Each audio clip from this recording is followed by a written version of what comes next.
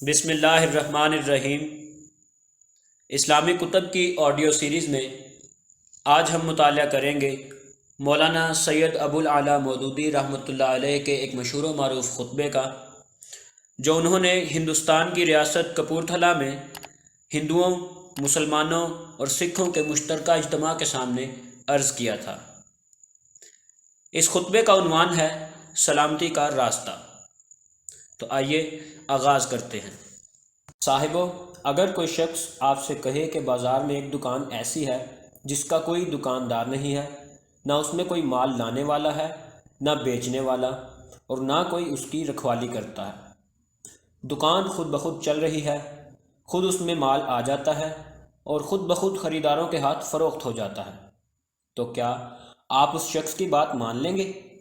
کیا آپ تسلیم کر لیں گے کہ کسی دکان میں مال لانے والے کے بغیر خود بخود بھی مال آ سکتا ہے؟ مال بیچنے والے کے بغیر خود بخود فروخت بھی ہو سکتا ہے؟ حفاظت کرنے والے کے بغیر خود بخود چوری اور لوٹ سے بھی محفوظ رہ سکتا ہے؟ اپنے دل سے پوچھئے، ایسی بات آپ کبھی مان سکتے ہیں؟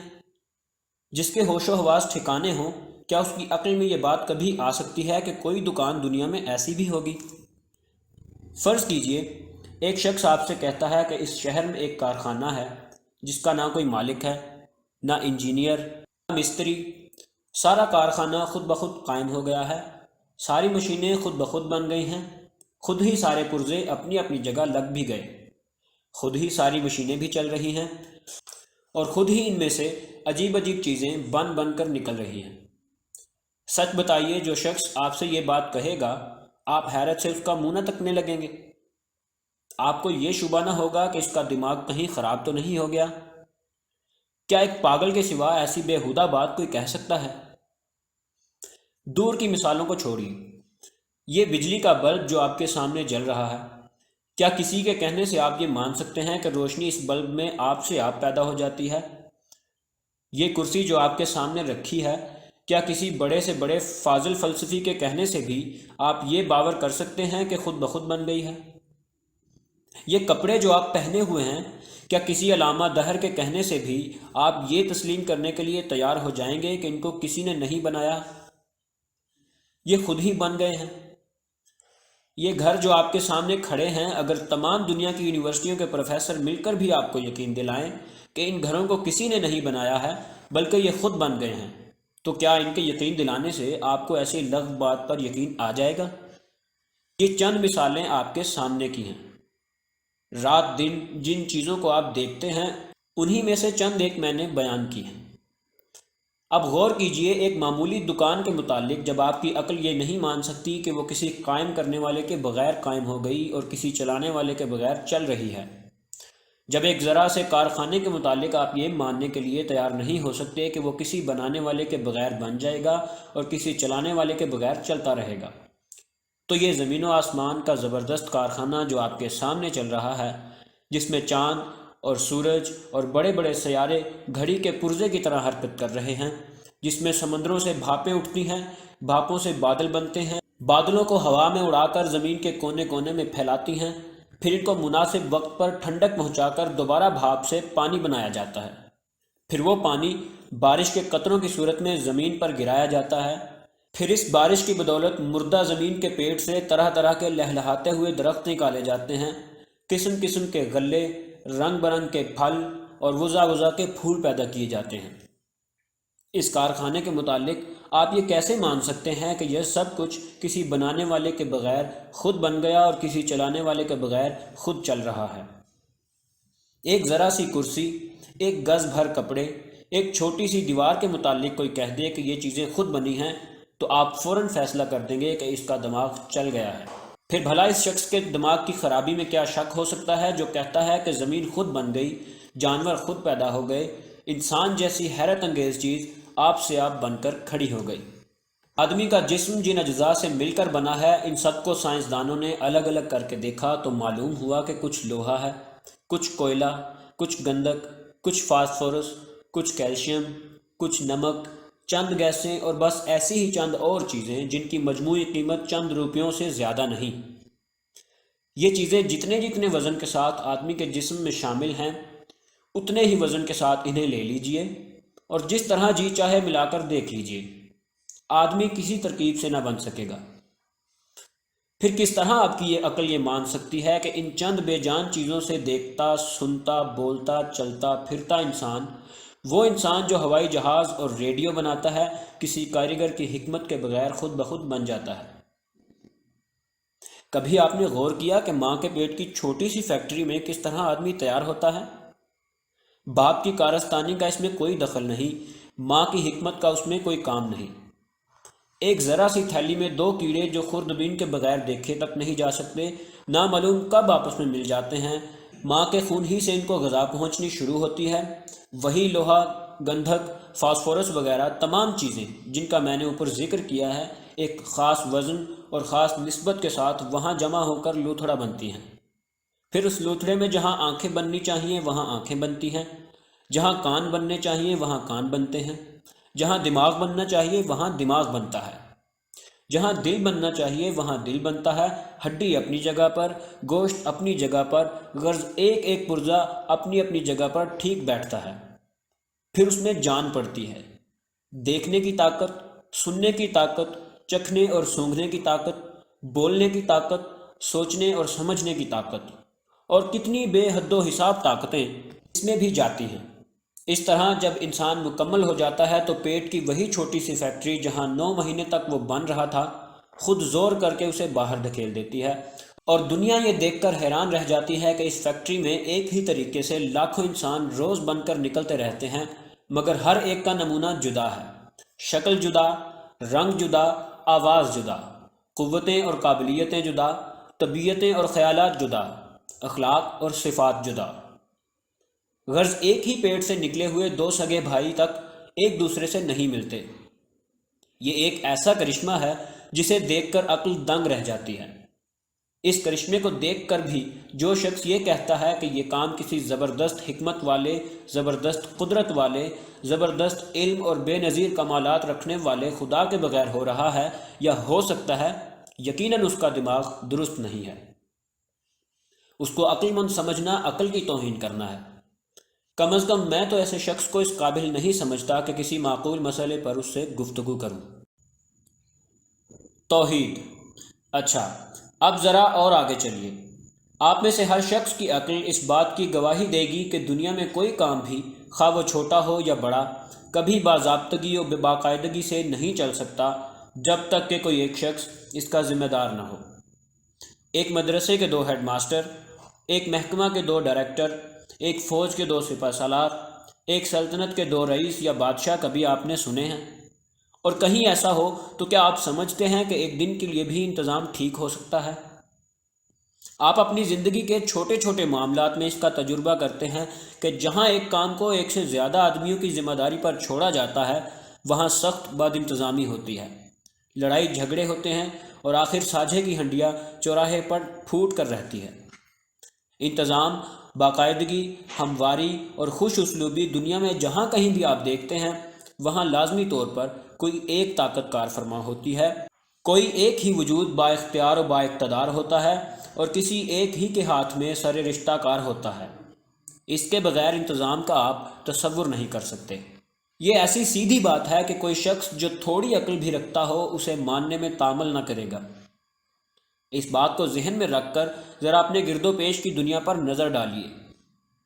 یہ زبردست کائنات جو آپ کے سامنے پھیلی ہوئی ہے، یہ کروڑوں سیارے جو آپ کے اوپر گردش کرتے نظر آتے ہیں، یہ زمین جس پر آپ رہتے ہیں، یہ چاند جو راتوں کو نکلتا ہے، یہ سورج جو ہر روز طلوع ہوتا ہے، یہ زہرہ، یہ مریخ، یہ عطارد، یہ مشتری اور یہ دوسرے بے شمار تارے جو گیندوں کی طرح گھوم رہے ہیں، دیکھیے ان سب کے گھومنے میں کیسی سخت باقاعدگی ہے۔ کبھی رات اپنے وقت سے پہلے آتی ہوئی آپ نے دیکھی؟ کبھی دن وقت سے پہلے نکلا؟ کبھی چاند زمین سے ٹکرایا؟ کبھی سورج اپنا راستہ چھوڑ کر ہٹا؟ کبھی کسی اور ستارے کو آپ نے ایک بال برابر بھی اپنی گردش کی راہ سے ہٹتے ہوئے دیکھا یا سنا؟ یہ کروڑہا سیارے جن میں سے بعض ہماری زمین سے لاکھوں گنا بڑے ہیں اور بعض سورج سے بھی ہزاروں گنا بڑے، یہ سب گھڑی کے پرزوں کی طرح ایک زبردست ضابطے میں کسے ہوئے اور بندھے ہوئے حساب کے مطابق اپنی اپنی مقررہ رفتار کے ساتھ اپنے مقررہ راستے پر چل رہے ہیں۔ نہ کسی کی رفتار میں ذرا برابر فرق آتا ہے، نہ کوئی اپنے راستے سے بال برابر ٹک سکتا ہے۔ ان کے درمیان جو نسبتیں قائم کر دی گئی ہیں، اگر ان میں ایک پل کے لیے ذرا سا بھی فرق آ جائے تو سارا نظام عالم درہم برہم ہو جائے۔ جس طرح ریلیں ٹکراتی ہیں، اسی طرح سیارے ایک دوسرے سے ٹکرا جائیں۔ یہ تو آسمان کی باتیں ہیں، ذرا اپنی زمین اور اپنی ذات پر نظر ڈال کر دیکھیے۔ اس مٹی کی گیند پر یہ سارا زندگی کا کھیل جو آپ دیکھ رہے ہیں، یہ سب چند بندھے ہوئے ضابطوں کی بدولت قائم ہے۔ زمین کی کشش نے ساری چیزوں کو اپنے حلقے میں باندھ رکھا ہے۔ ایک سیکنڈ کے لیے بھی اگر وہ اپنی گرفت چھوڑ دے تو سارا کارخانہ بکھر جائے۔ اس کارخانہ میں جتنے کل پرزے کام کر رہے ہیں، سب کے سب ایک قاعدے کے پابند ہیں، اور اس قاعدے میں کبھی فرق نہیں آتا۔ ہوا اپنے قاعدے کی پابندی کر رہی ہے، پانی اپنے قاعدے میں بندھا ہوا ہے، روشنی کے لیے جو قاعدہ ہے اس کی وہ متی ہے، گرمی اور سردی کے لیے جو ضابطہ اس کی وہ غلام ہے۔ مٹی، پتھر، دھاتیں، بجلی، سٹیم، درخت، جانور، کسی میں یہ مجال نہیں کہ اپنی حد سے بڑھ جائے یا اپنی خاصیتوں کو بدل دے یا کام کو چھوڑ دے جو اس کے سپرد کیا گیا ہے۔ پھر اپنی اپنی حد کے اندر اپنے اپنے ضابطے کی پابندی کرنے کے ساتھ اس کارخانے کے سارے پرزے ایک دوسرے کے ساتھ مل کر کام کر رہے ہیں۔ اور دنیا میں جو کچھ بھی ہو رہا ہے، سب اسی کی وجہ سے ہو رہا ہے کہ یہ ساری چیزیں اور ساری قوتیں مل کر کام کر رہی ہیں۔ ایک ذرا بیج کی مثال لے لیجئے، جس کو آپ زمین میں بوتے ہیں، وہ کبھی پرورش پا کر درخت بن ہی نہیں سکتا جب تک کہ زمین اور آسمان کی ساری قوتیں مل کر اس کی پرورش میں حصہ نہ لیں۔ زمین اپنے خزانوں سے اس کو غذا دیتی ہے، سورج اس کی ضرورت کے مطابق اسے گرمی پہنچاتا ہے، پانی سے جو کچھ وہ مانگتا ہے وہ پانی دیتا ہے، ہوا سے جو کچھ وہ طلب کرتا ہے وہ ہوا دیتی ہے، راتیں اسے ٹھنڈک اور اوس مہم پہنچاتی ہیں، دن اسے گرمی پہنچا کر پختگی کی طرف لے جاتے ہیں۔ اس طرح مہینوں اور برسوں تک مسلسل ایک باقاعدگی کے ساتھ یہ سب مل جل کر اسے پالتے پوستے ہیں، تب جا کر کہیں درخت بنتا ہے اور اس میں پھل آتے ہیں۔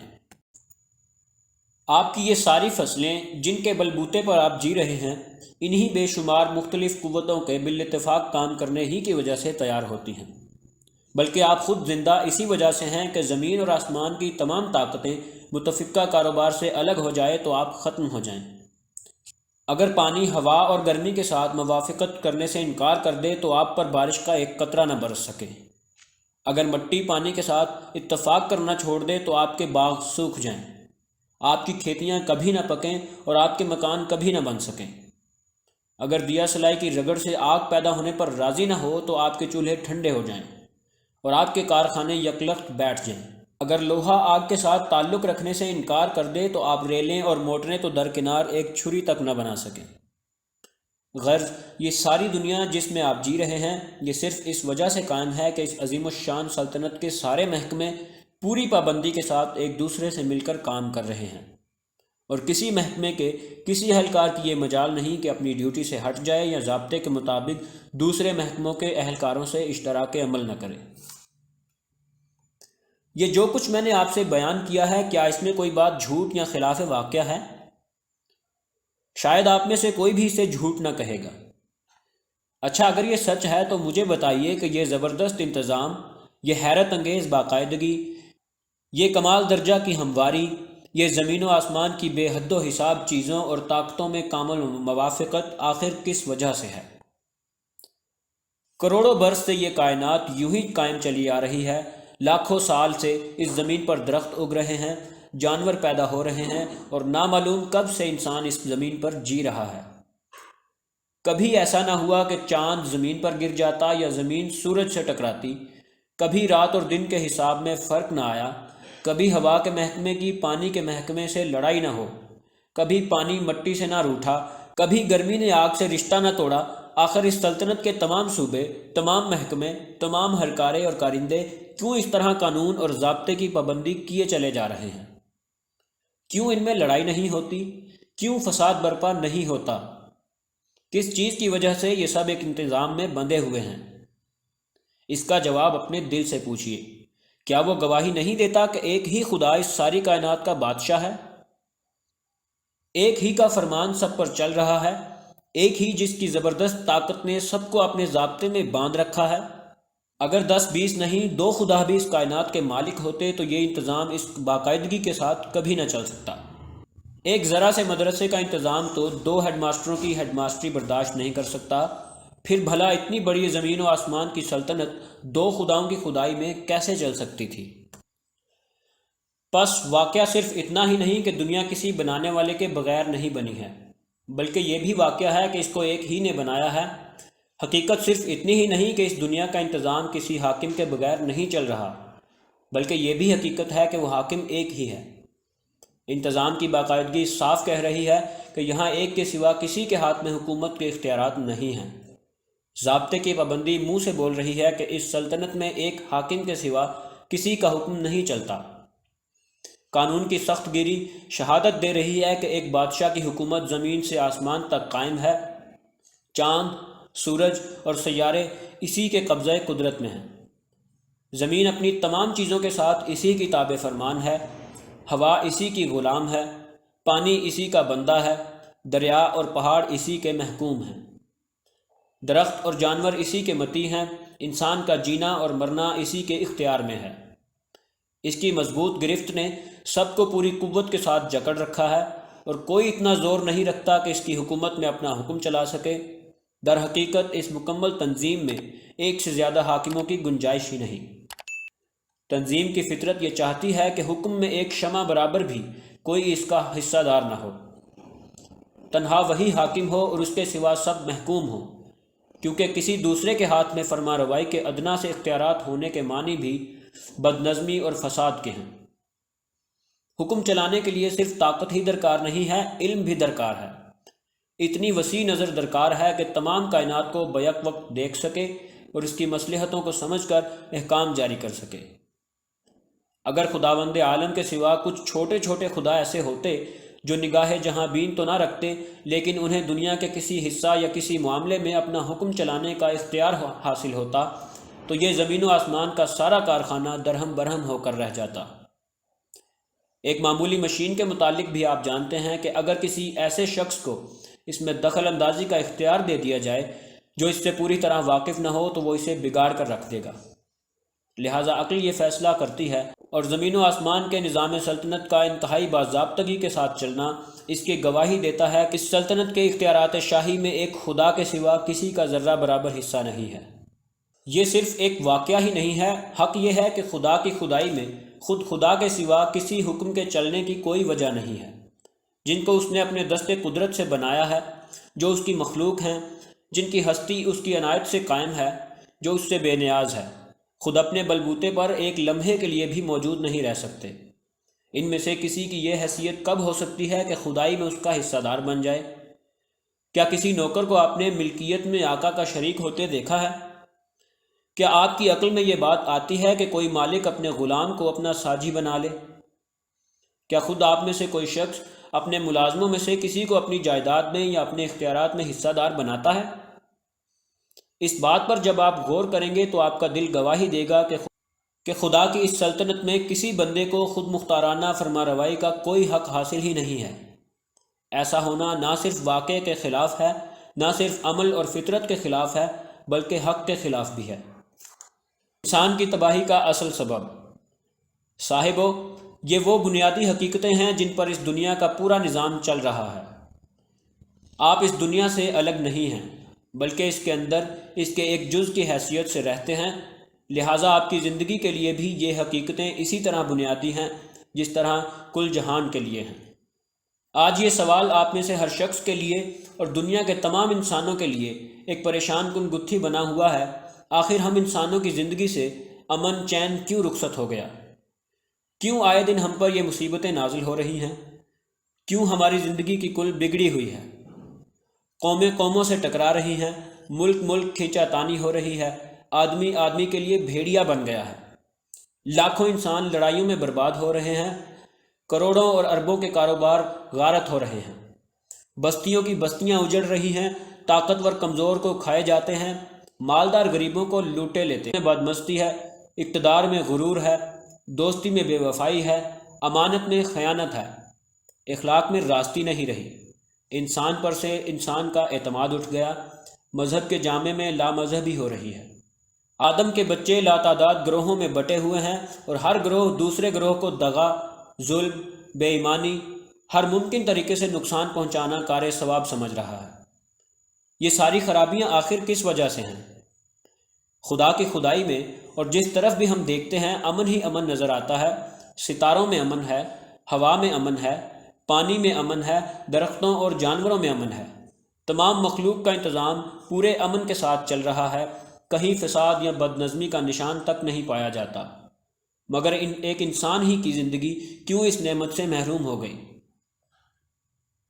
یہ ایک بڑا سوال ہے جسے حل کرنے میں لوگوں کو سخت پریشانی پیش آ رہی ہے، مگر میں پورے اطمینان کے ساتھ اس کا جواب دینا چاہتا ہوں۔ میرے پاس اس کا مختصر جواب یہ ہے کہ آدمی نے اپنی زندگی کو حقیقت اور واقعہ کے خلاف بنا دیا ہے، اس لیے وہ تکلیف اٹھا رہا ہے، اور جب تک وہ پھر سے حقیقت کے مطابق نہ بنائے گا کبھی چین نہ پا سکے گا۔ آپ چلتی ہوئی ریل کے دروازے کو اپنے گھر کا دروازہ سمجھ بیٹھیں اور اسے کھول کر بے تکلف اس طرح باہر نکل آئیں جیسے اپنے مکان کے صحن میں قدم رکھ رہے ہیں، تو آپ کی اس غلط فہمی سے نہ ریل کا دروازہ گھر کا دروازہ بن جائے گا اور نہ وہ میدان جہاں آپ گریں گے گھر کا صحن ثابت ہوگا۔ آپ کی اپنی جگہ کچھ سمجھ بیٹھنے سے حقیقت میں ذرا بھی نہ بدلے گی۔ تیز دوڑتی ہوئی ریل کے دروازے سے جب آپ باہر تشریف لائیں گے تو اس کا جو نتیجہ ظاہر ہونا ہے وہ ظاہر ہو کر ہی رہے گا۔ ٹانگ ٹوٹنے اور سر پھٹنے کے بعد بھی آپ یہ تسلیم نہ کریں کہ آپ نے جو کچھ سمجھا تھا غلط تھا۔ بالکل اسی طرح اگر آپ یہ سمجھ بیٹھیں کہ اس دنیا کا کوئی خدا نہیں ہے، یا آپ خود بن بیٹھیں یا خدا کے سوا کسی اور کی خدائی مان لیں، تو آپ کے ایسا سمجھ لینے یا مان لینے سے حقیقت ہرگز نہ بدلے گی۔ خدا خدا ہی رہے گا، اس کی زبردست سلطنت جس میں آپ محض رعیت کی حیثیت سے رہتے ہیں پورے اختیارات کے ساتھ اسی کے قبضے میں رہے گی۔ البتہ آپ اپنی اس غلط فہمی کی وجہ سے جو طرز زندگی اختیار کریں گے اس کا نہایت برا خمیازہ آپ کو بھگتنا پڑے گا۔ آپ تکلیف اٹھانے کے بعد بھی اپنی اس غلط زندگی کو بجائے خود صحیح ہی سمجھتے رہیں۔ پہلے جو کچھ میں بیان کر چکا ہوں اسے ذرا اپنی یاد میں پھر تازہ کر لیجئے۔ خداوند عالم کسی کے بنائے سے خداوند عالم نہیں بنا ہے، وہ اس کا محتاج نہیں ہے کہ آپ اس کی خدائی خود اپنے زور پر قائم ہے۔ اس نے آپ کو اور اس دنیا کو خود بنایا ہے۔ یہ زمین، یہ چاند اور سورج اور ساری کائنات اس کے حکم کی تابع ہے۔ اس کائنات میں جتنی قوتیں کام کر رہی ہیں سب اس کے زیر حکم ہیں۔ وہ ساری چیزیں جن کے بل پر آپ زندہ ہیں اسی کے قبضہ قدرت میں ہیں۔ خود آپ کا اپنا وجود اس کے اختیار میں ہے۔ آپ اس کو نہ مانیں تب بھی یہ واقعہ ہے، آپ اس سے آنکھیں بند کر لیں تب بھی یہ واقعہ ہے، آپ اس کے سوا کچھ اور سمجھ بیٹھیں تب بھی یہ واقعہ ہے۔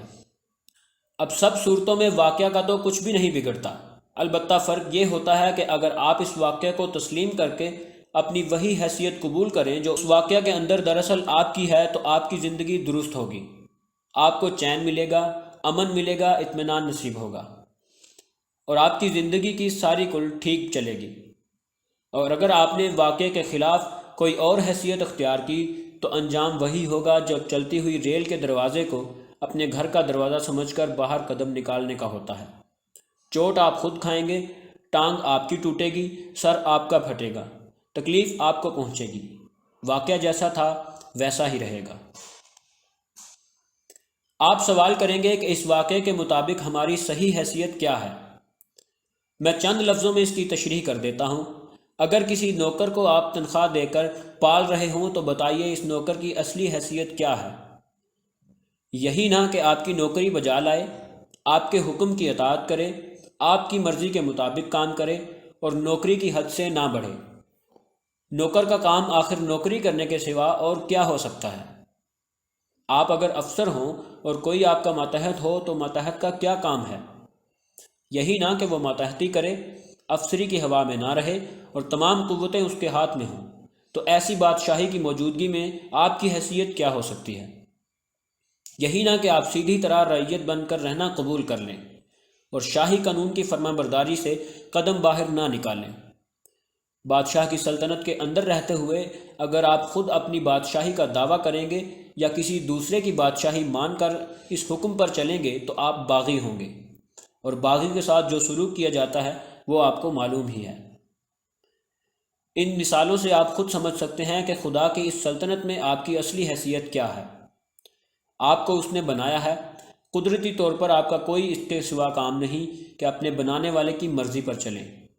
آپ کو وہ پال رہا ہے اور اسی کے خزانے سے آپ تنخواہ لے رہے ہیں۔ آپ کی کوئی حیثیت اس کے سوا نہیں کہ آپ اس کے نوکر ہیں۔ آپ کا اور ساری دنیا کا افسر وہ ہے۔ اس کی افسری میں آپ کی حیثیت ماتحتی کے سوا اور کیا ہو سکتی ہے؟ یہ زمین اور آسمان سب اس کی جائیداد ہیں۔ اس جائیداد میں اس کی مرضی چلے گی اور اسی کی چلنی چاہیے۔ آپ یہاں اپنی مرضی چلانے کی کوشش کریں گے تو منہ کی کھائیں گے۔ اس سلطنت میں اس کی بادشاہی اس کے اپنے زور پر قائم ہے۔ زمین اور آسمان کے سارے محکمے اس کے قبضے میں ہیں، اور آپ خواہ راضی ہوں یا ناراض، بہرحال آپ اس کی رعیت ہیں۔ آپ کی اور کسی انسان کی بھی، خواہ وہ چھوٹا ہو یا بڑا، کوئی دوسری حیثیت رعیت کے سوا نہیں۔ اسی کا قانون اس سلطنت میں قانون ہے اور اسی کا حکم حکم ہے۔ رعیت میں کسی کو یہ دعویٰ کرنے کا حق نہیں کہ میں ہز مجسٹی ہوں یا ہز ہائنس ہوں یا ڈکٹیٹر ہوں اور خود مختار ہوں۔ نہ کسی شخص یا پارلیمنٹ یا اسمبلی یا کونسل کو یہ اختیار حاصل ہے کہ اس سلطنت میں خدا کے بجائے خود اپنا قانون بنائے اور خدا کی رعیت سے کہے کہ ہمارے اس قانون کی پیروی کرو۔ نہ کسی انسانی حکومت کو یہ حق پہنچتا ہے کہ خدا کے حکم سے بے نیاز ہو کر خدا کے بندوں پر خود اپنا حکم چلائے اور ان سے کہے کہ ہمارے اس حکم کی اطاعت کرو۔ نہ کسی انسانی گروہ کے لیے یہ جائز ہے کہ اصلی بادشاہ کی رعیت بننے کے بجائے بادشاہی کے جھوٹے مدعیوں میں سے کسی کی رعیت بننا قبول کرے۔ اصلی بادشاہ کے قانون کو چھوڑ کر قانون سازوں کا قانون تسلیم کرے اور اصلی حکمراں سے منہ موڑ کر جھوٹ موٹ کی ان حکومتوں کا حکم ماننے لگے۔ یہ تمام صورتیں بغاوت کی ہیں۔ بادشاہی کے اختیارات کا دعویٰ کرنا اور ایسے دعوے کو قبول کرنا دونوں حرکتیں رعیت کے لیے بغاوت کا حکم رکھتی ہیں، اور اس کی سزا ان دونوں کو ملنی یقینی ہے، خواہ جلدی ملے یا دیر میں۔ آپ کی اور ایک ایک انسان کی پیشانی کے بال خدا کی مٹھی میں ہیں۔ جب چاہے پکڑ کر گھسیٹ لے۔ زمین اور آسمان کی اس سلطنت میں بھاگ جانے کی طاقت کسی میں نہیں ہے۔ آپ اس سے بھاگ کر کہیں پناہ نہیں لے سکتے۔ مٹی میں مل کر اگر آپ کا ایک ایک ذرہ بھی منتشر ہو جائے، آگ میں جل کر خواہ آپ کی راکھ ہوا میں مل جائے، پانی میں بہہ کر خواہ آپ مچھلیوں کی غذا بنیں یا سمندر کے پانی میں گھل جائیں، ہر جگہ سے خدا پکڑ کر آپ کو بلائے گا۔ ہوا اس کی غلام ہے، زمین اس کی بندی ہے، پانی اور اس کی مچھلیاں سب اس کے حکم کی تابع ہیں۔ ایک اشارے پر سب طرف سے آپ پکڑ میں آ جائیں گے، اور پھر وہ آپ میں سے ایک ایک کو بلا کر پوچھے گا کہ میری رعیت ہو کر بادشاہی کا دعویٰ کرنے کا حق تمہیں کہاں سے پہنچ گیا تھا؟ میرے ملک میں اپنا حکم چلانے کے اختیارات تم کہاں سے لائے تھے؟ میری سلطنت میں اپنا قانون جاری کرنے والے تم کون تھے؟ میرے بندے ہو کر دوسروں کی بندگی کرنے پر تم کیسے راضی ہو گئے؟ میرے نوکر ہو کر تم نے دوسروں کا حکم مانا، مجھ سے تنخواہ لے کر دوسروں کو ان داتا اور رازق سمجھا۔ میرے غلام ہو کر دوسروں کی بندگی کرنے پر تم کیسے راضی ہو گئے؟ میرے نوکر ہو کر تم نے دوسروں کا حکم مانا، میرے غلام ہو کر دوسروں کی غلامی کی، میری بادشاہی میں رہتے ہوئے دوسروں کی شاہی مانی، دوسروں کے قانون کو قانون سمجھا اور دوسروں کے فرامین کی اطاعت کی۔ یہ بغاوت کس لیے تمہارے لیے جائز ہو گئی تھی؟ فرمائیے، آپ میں سے کس کے پاس اس الزام کا جواب ہے؟ کون سے وکیل صاحب وہاں سے اپنے قانونی داؤ پیچ سے بچاؤ کی صورت نکال سکیں گے؟ اور کون سی سفارش پر آپ بھروسہ رکھتے ہیں کہ وہ آپ کو اس بغاوت کے جرم کی سزا بھگتنے سے بچا لے گی؟ ظلم کی وجہ۔ صاحبو، یہاں صرف حق ہی کا سوال نہیں ہے، یہ سوال بھی ہے کہ خدا کی اس خدائی میں کیا کوئی انسان بادشاہی یا قانون سازی یا حکمرانی کا اہل ہو سکتا ہے؟ جیسا کہ ابھی عرض کر چکا ہوں، ایک معمولی مشین کے متعلق بھی آپ یہ جانتے ہیں کہ اگر اناڑی شخص جو اس کی مشینری سے واقف نہ ہو اسے چلائے گا تو اسے بگاڑ دے گا۔ ذرا کسی ناواقف آدمی سے ایک موٹر ہی چلوا کر دیکھ لیجئے، ابھی آپ کو معلوم ہو جائے گا کہ اس حماقت کا کیا انجام ہوتا ہے۔ آپ خود سوچئے کہ لوہے کی ایک مشین کا حال جب یہ ہے کہ صحیح علم کے بغیر اس کو استعمال نہیں کیا جا سکتا، تو انسان جس کے نفسیات انتہا درجے کے پیچیدہ ہیں، جس کی زندگی کے معاملات بے شمار پہلو رکھتے ہیں اور ہر پہلو میں لاکھوں گتھیاں ہیں، اس کی پیچ در پیچ مشینری کو وہ لوگ کیا چلا سکتے ہیں جو دوسروں کو جاننا اور سمجھنا تو درکنار خود اپنے آپ کو بھی اچھی طرح نہیں جانتے، نہیں سمجھتے۔ ایسے اناڑی جب قانون ساز بن بیٹھیں گے اور ایسے نادان جب انسانی زندگی کی ڈرائیوری کرنے پر آمادہ ہوں گے، تو کیا اس کا انجام کسی اناڑی شخص کے موٹر چلانے کے انجام سے کچھ بھی مختلف ہو سکتا ہے؟ یہی وجہ ہے کہ جہاں خدا کے بجائے انسانوں کا بنایا ہوا قانون مانا جا رہا ہے، اور جہاں خدا کی اطاعت سے بے نیاز ہو کر انسان حکم چلا رہے ہیں اور انسان ان کا حکم مان رہے ہیں، وہاں کسی جگہ بھی امن نہیں ہے، کسی جگہ بھی آدمی کو چین نصیب نہیں، کسی جگہ بھی انسانی زندگی کی کل سیدھی نہیں چلتی۔ کچھ تو خون ہو رہے ہیں، ظلم اور بے انصافی ہو رہی ہے، لوٹ کھسوٹ برپا ہے، آدمی کا آدمی خون چوس رہا ہے، اخلاق تباہ ہو رہے ہیں، صحتیں برباد ہو رہی ہیں، تمام طاقتیں جو خدا نے انسان کو دی تھی انسان کے فائدے کے بجائے اس کی تباہی اور بربادی میں صرف ہو رہی ہیں۔ یہ مستقل دوزخ جو اسی دنیا میں انسان نے اپنے لیے اپنے ہاتھوں بنا لی ہے، اس کی وجہ اس کے سوا کچھ نہیں کہ اس نے بچوں کی طرح شوق میں آ کر اس مشین کو چلانے کی کوشش کی جس کے کل پرزوں سے وہ واقف ہی نہیں۔ اس مشین کو جس نے بنایا ہے وہی اس کے رازوں کو جانتا ہے، وہی اس کی فطرت سے واقفیت رکھتا ہے، اسی کو ٹھیک ٹھیک معلوم ہے کہ یہ کس طرح صحیح چل سکتی ہے۔ اگر آدمی اپنی حماقت سے باز آ جائے اور اپنی جہالت تسلیم کر کے اس قانون کی پابندی کرنے لگے جو خود اس مشین کے بنانے والے نے مقرر کیا ہے، تب تو جو کچھ بگڑا ہے وہ پھر بن سکتا ہے، ورنہ ان مصیبتوں کا کوئی حل ممکن نہیں۔ بے انصافی کیوں ہے؟ آپ ذرا اور گہری نظر سے دیکھیں تو آپ کو جہالت کے سوا اپنی زندگی کے بگاڑ کی ایک اور وجہ بھی نظر آئے گی۔ ذرا سی عقل یہ بات سمجھنے کے لیے کافی ہے کہ انسان کسی ایک شخص یا ایک خاندان یا ایک قوم کا نام نہیں ہے۔ تمام دنیا کے انسان بہرحال انسان ہیں، تمام انسانوں کو جینے کا حق ہے، سب اس کے حقدار ہیں کہ ان کی ضرورتیں پوری ہوں، سب امن کے، انصاف کے، عزت اور شرافت کے مستحق ہیں۔ انسانی خوشحالی اگر کسی چیز کا نام ہے تو وہ کسی ایک شخص یا خاندان یا قوم کی خوشحالی نہیں بلکہ تمام انسانوں کی خوشحالی ہے، ورنہ ایک خوشحال ہو اور 10 بدحال ہوں تو آپ یہ نہیں کہہ سکتے کہ انسان خوشحال ہے۔ فلاح اگر کسی چیز کو کہتے ہیں تو وہ تمام انسانوں کی فلاح ہے، نہ کہ کسی ایک طبقے کی یا ایک قوم کی۔ ایک کی فلاح اور 10 کی بربادی کو آپ انسانی فلاح نہیں کہہ سکتے۔ اس بات کو اگر آپ صحیح سمجھتے ہیں تو غور کیجئے کہ انسانی فلاح اور خوشحالی کس طرح حاصل ہو سکتی ہے۔ میرے نزدیک اس کی کوئی صورت اس کے سوا نہیں کہ انسان کی زندگی کے لیے قانون وہ بنائے جس کی نظر میں تمام انسان یکساں ہوں، سب کے حقوق انصاف کے ساتھ وہ مقرر کرے جو نہ تو خود اپنی کوئی ذاتی غرض رکھتا ہو، نہ کسی خاندان یا طبقے کی یا کسی ملک و قوم کی اغراض سے وابستہ ہو۔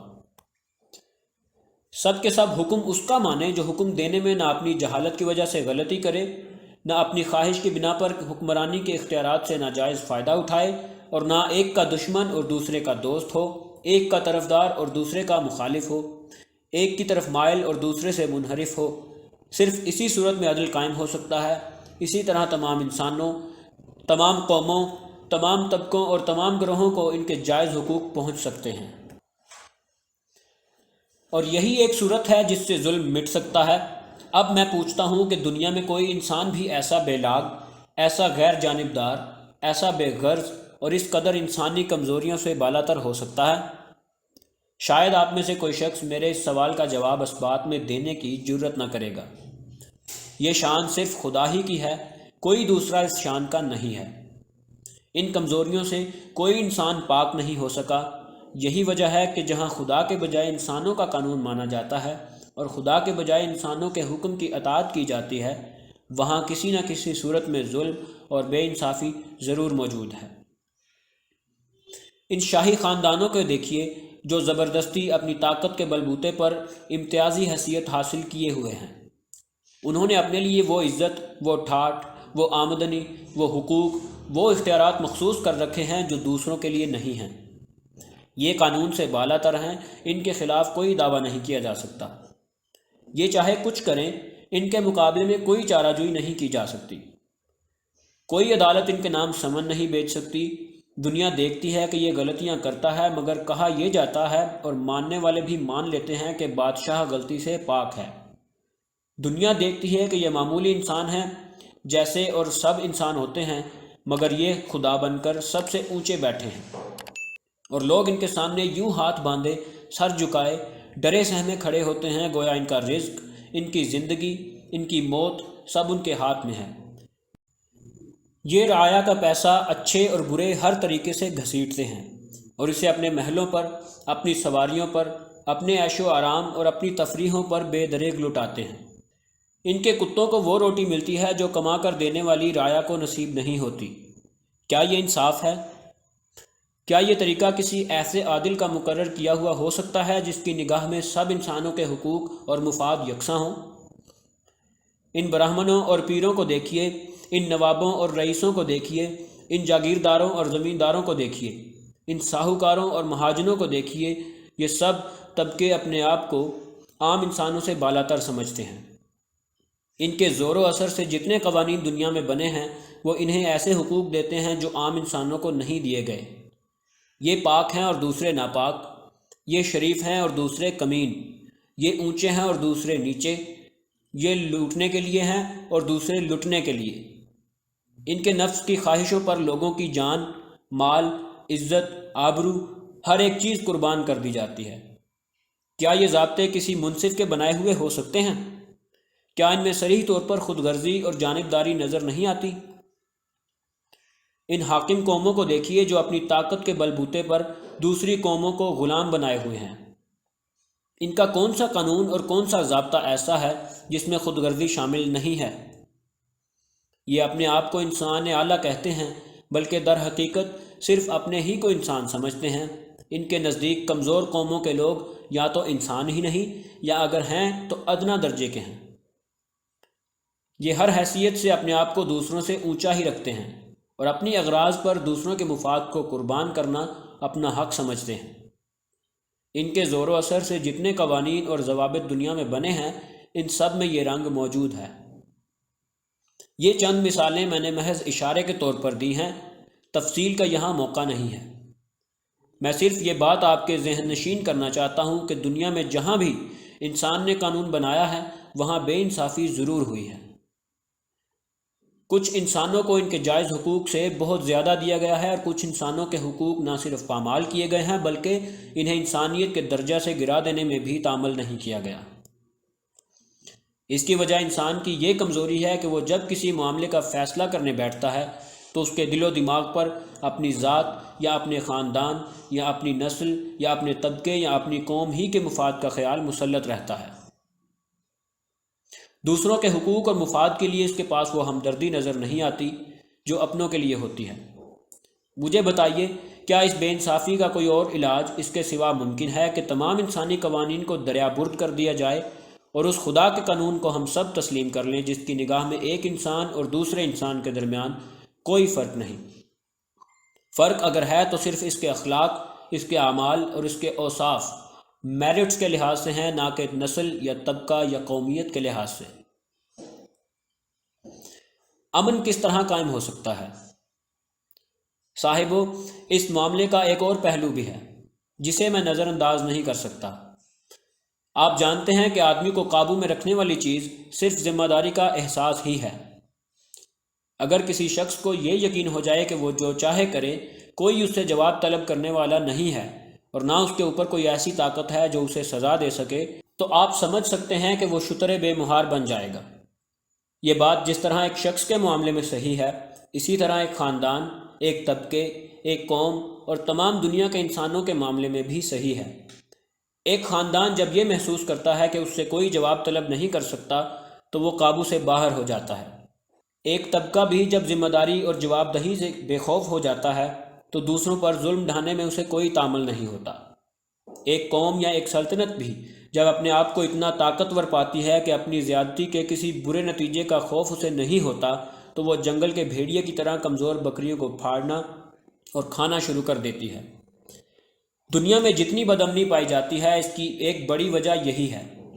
جب تک انسان اپنے سے بالا تر کسی اقتدار کو تسلیم نہ کرے اور جب تک اسے یقین نہ ہو کہ مجھ سے اوپر کوئی ایسا ہے جس کو مجھے اپنے اعمال کا جواب دینا ہے اور جس کے ہاتھ میں اتنی طاقت ہے کہ مجھے سزا دے سکتا ہے، اس وقت تک یہ کسی طرح ممکن نہیں ہے کہ ظلم کا دروازہ بند ہو اور صحیح امن قائم ہو سکے۔